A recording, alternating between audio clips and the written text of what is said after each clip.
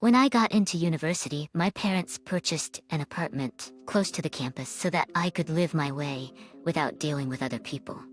I'm not social, and I could best be described as either a misanthropist or curmudgeonly. It was great for 2 years, and I came out of my shell a little bit. I met other people like me and discovered that, unlike high school, university isn't a nightmare. I even met a guy. We both work at the campus store. My little brother graduated last year and got into the same school. Rather than staying in dorms, he convinced my parents to let him move in with me. Well, they own it, so I had no say in the matter. I lasted 1 semester. Since he had an off-campus residence, my apartment became party central.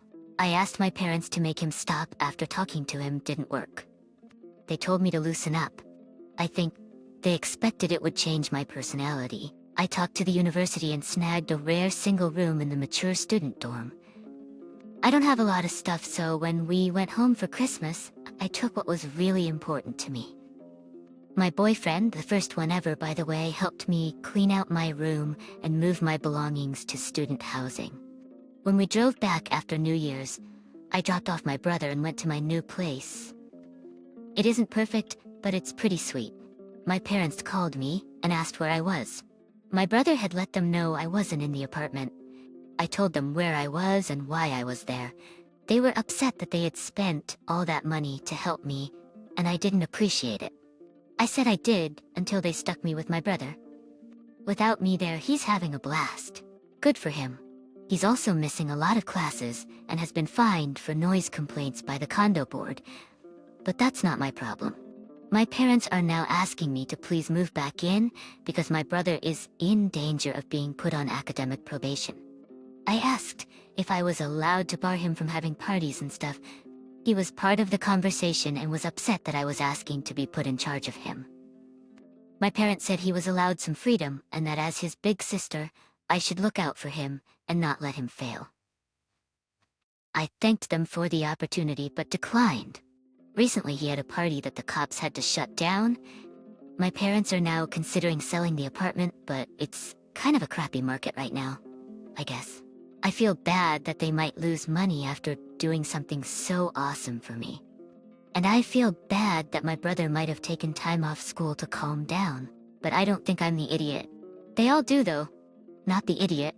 Your parents want to spoil their son, but blame you for the consequences of their poor parenting. You are 100% right to wash your hands of it.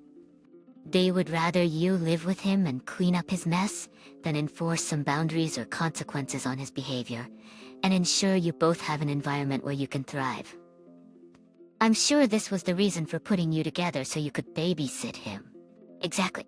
It's not your job to babysit your brother. His actions are his own and yours are yours. You're not your brother's mother. If your parents want him in a more controlled environment, they can have him live off campus. Well, he'll have to abide by the rules. If your parents sell the place, it's because of him, not you. LOL, it's not a crappy market right now. They could find another renter or buyer quickly, especially in a college town. Just a classic parent guilt trip, assuming their kid is too dumb to recognize such a bold-faced lie. I tell my kid the tooth fairy won't come if their room's too dirty. Same. As the oldest child, I always hated being put in charge of my younger siblings. All responsibility and no authority. There were no problems until my brother moved in. Being put in charge of my younger siblings was a burden. All responsibility and no authority. There were no problems until my brother moved in. There were no police called on the condo until he moved in. OP's brother wasn't ready for the freedom of his own apartment. He'll get kicked out of an apartment his parents own, and will likely fail out of college. But let's give him his freedom. OP, you're not responsible for your brother's actions. Congratulations on your independence, boyfriend, and future success. My roommate recently ended things with her ex-girlfriend, and the ex-girlfriend has been taking it very hard. Over the past 2 weeks, she has shown up at our apartment 8 times. She stands outside crying and knocking on the door, begging my roommate to come out and talk to her. My roommate always ignores her until she goes away. She usually stays for almost an hour. It's heartbreaking to witness. Last night, my roommate was at home and her ex-girlfriend came to the door. I answered and told her that my roommate wasn't there. I could see that she was intoxicated. To be fair, I don't know if she had been drinking during her previous visits, but once I saw that she was, I didn't feel comfortable just shutting the door on her and leaving an intoxicated girl alone outside at night. So I let her come inside so I could call her an Uber to take her home. She was in our apartment for about 10 minutes. I made sure she didn't go into my roommate's room or touch anything. She just sat on the couch and cried while waiting for the Uber. While she was there, I texted my roommate to let her know so she wouldn't come home to her ex-girlfriend unexpectedly being in our apartment. My roommate got upset with me for letting her in and said I should have ignored her.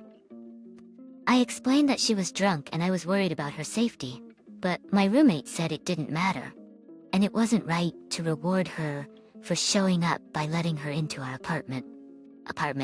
My roommate is still mad at me today and is saying that the next time the ex-girlfriend shows up, it will be my problem to deal with because she is sure I just made the whole situation worse. So am I the idiot? Edit? The ex-girlfriend didn't do anything crazy or bad that made my roommate break up? She just wasn't that into her. You're not the idiot. Not your circus, not your monkey. Frankly, at this point, instead of calling her an Uber, you should have been calling the cops about harassment. This is ridiculous, and even more ridiculous that you actually let her inside. And your roommate is right. You 100% did just make it worse. Agree, you should have called the cops. You're enabling her. This is not harmless behavior. She's stalking and you're contributing to it. Next time, slam the door shut in her face and call the cops immediately. Stop letting your lack of boundaries put others at risk. Excuse me? You make it seem like OP's decision came from a bad place. I could understand the concern for safety. In my opinion, the real idiot is the roommate. The ex has shown up so many times before and she just ignored the situation. Why didn't the roommate call the cops for harassment instead of just ignoring it? She ignored the situation and put OP in a bad position. The roommate should handle her business and not subject the people she lives with to her relationship issues. I'd not be okay if my roommate's ex kept showing up, banging on the door and crying multiple times, and they didn't do anything about it. I agree. Ultimately, I think OP did the best they could in a crap situation. They got the ex out to safety and alerted the roommate to avoid an unwanted confrontation.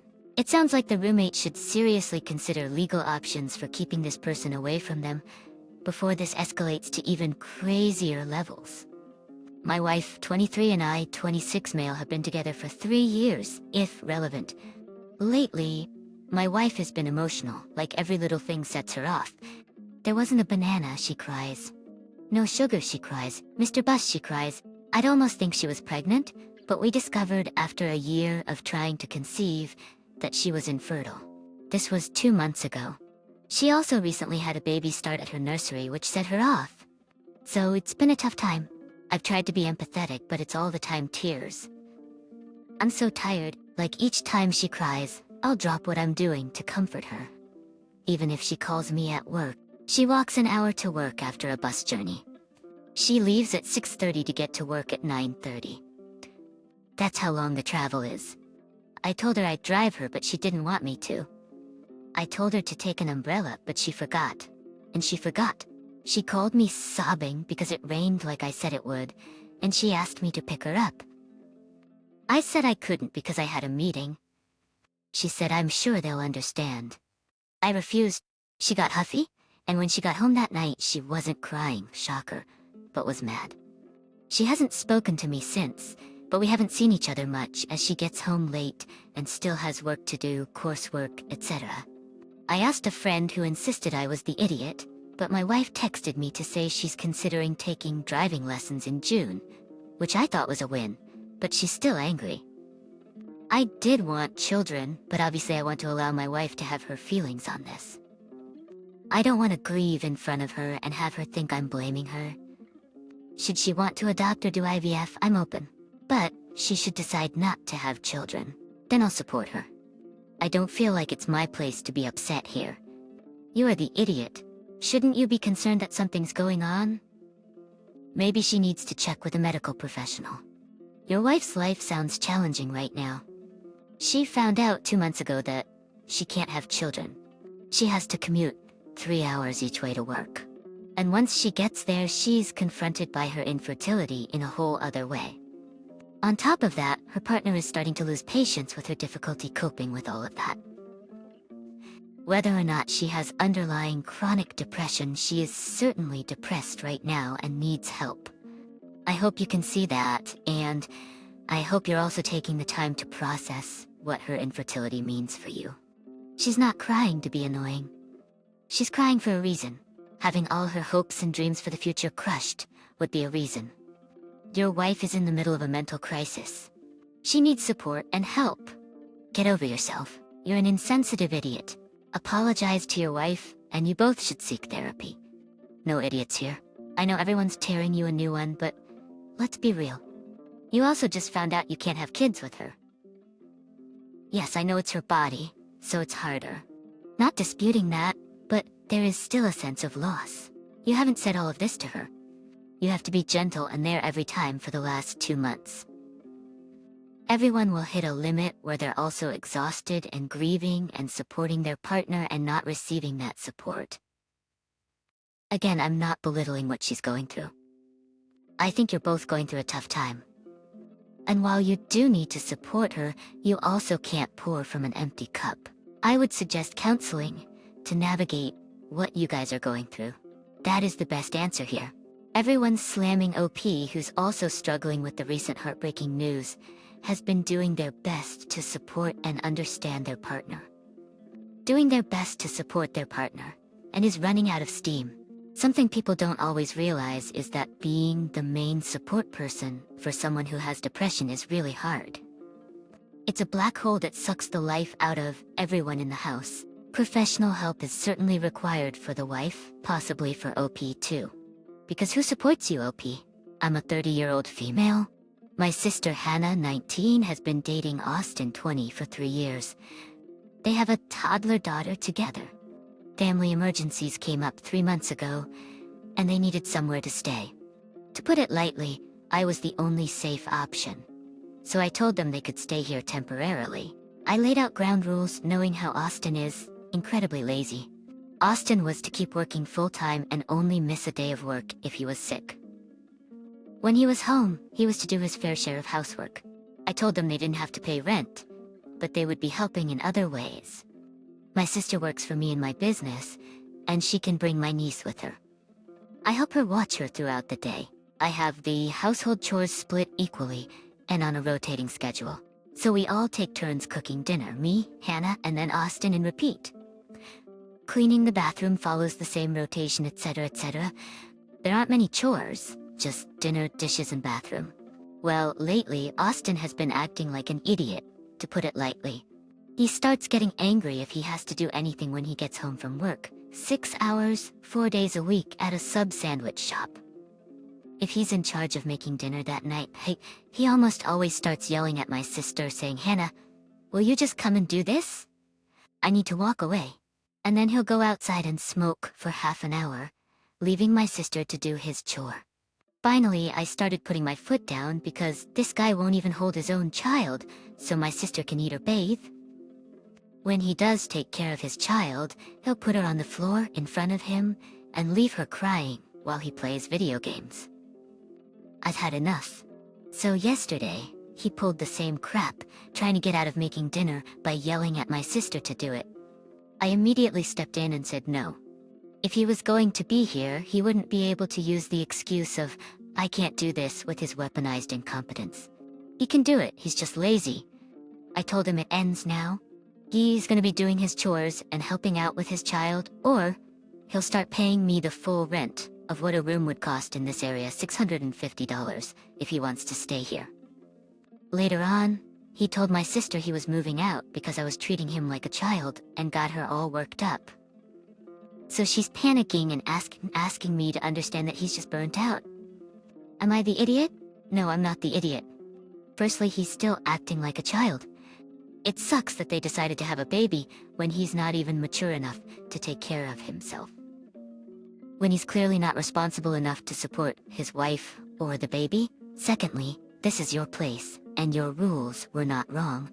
Your sister should not have to be a mom to both him and her daughter. Lastly, he's an idiot for behaving like this. Call his bluff and tell him he has 2 weeks to move out of the house. My sister had an Austin a decade ago. I can only hope she comes to her senses and leaves this idiot. A lot of people date in Austin at one point or another, and it's just regrettable that OP's sister ended up pregnant by one. OP, talk with your sister. Would it really be the worst thing if this man moved out? He yells at her, curses at her, and is neglectful of their child. It sounds like life would be much more peaceful if your sister and niece stayed with you, and he moved far away. It's clear she's not ready to see him as a bad guy. Just suggest that he move out. Maybe living somewhere else for a while will give him the break he needs. She might be open to the idea if it's just temporary. Then, if your sister can get some space from him, she'll realize that her life is better without him. It must be heartbreaking to see your sister settle for this. Have you talked to your sister about the relationship they have? Any idea what she sees in someone who behaves uncaringly towards her and her child? I have a feeling that there will be the same issues 5, 10, or 20 years from now, with just another guy. My parents have 50-50 custody of me, but usually they don't force me to stay anywhere because of custody. I'm allowed to stay with whoever I want. I, a teenage female, have been living with my dad for 5 years. I visit my mom occasionally, but I prefer my dad's home because I have to share a room at my mom's home, which I hate. My birthday is in 2 weeks, and my mom is insisting I spend it with her and her kids. The problem is that my dad and I were planning to celebrate my birthday at my favorite restaurant. It's a very expensive restaurant, and the food is perfect. So if I spend my birthday with my mom, I'll have to eat her food instead of that. I told my mom that, unless she could take me somewhere like that restaurant, I'd rather spend my birthday with my dad. She said she couldn't afford it, and I said fine. But I'm not coming then. An hour later, my aunt, my mom's sister, sent me this long text calling me an ungrateful idiot and lecturing me about how I should treat my mom. So I had to block her. I think they're being very unreasonable. It's my birthday, and I should be able to spend it how I want. I understand some of your reasons, but in the end, you don't want to spend your birthday with your mother because she can't afford a fancy meal, and that's just an awful move. It's not easy to please both parents, and obviously your birthday should be about you and what you want. But if you told your mother that you would only spend time with her if she can take you somewhere like that restaurant, you basically told her that you don't like spending time with her at all and just do it for the potential perks, which is, indeed, ungrateful. Yeah, mom basically has to buy time with her daughter. You had to block your aunt? Oh, boo-hoo, I call BS on that one. You wanted to block her because you couldn't stand her calling you out on your bad and ungrateful behavior. You are the idiot for only loving the parent with money and telling that to the other parent. Money may buy happiness, but it doesn't buy class, grace, and humility. P.S. It's not your money, it's your father's. My mom doesn't buy anything. My dad pays for everything. Also, my mom's other kids are very picky, so I'll end up eating their favorite food on my birthday as usual. She has her own money, but she chooses to spend it on her other kids. And when I need something, even if I'm at her home, she tells me to ask my dad for money. She thinks it'll make us more equal. Boy, that changed my perspective. Since her mom isn't treating OP fairly the way she treats her other kids, I can see why OP doesn't feel close to her mom and avoids her. I really can't blame her for that. Thank you.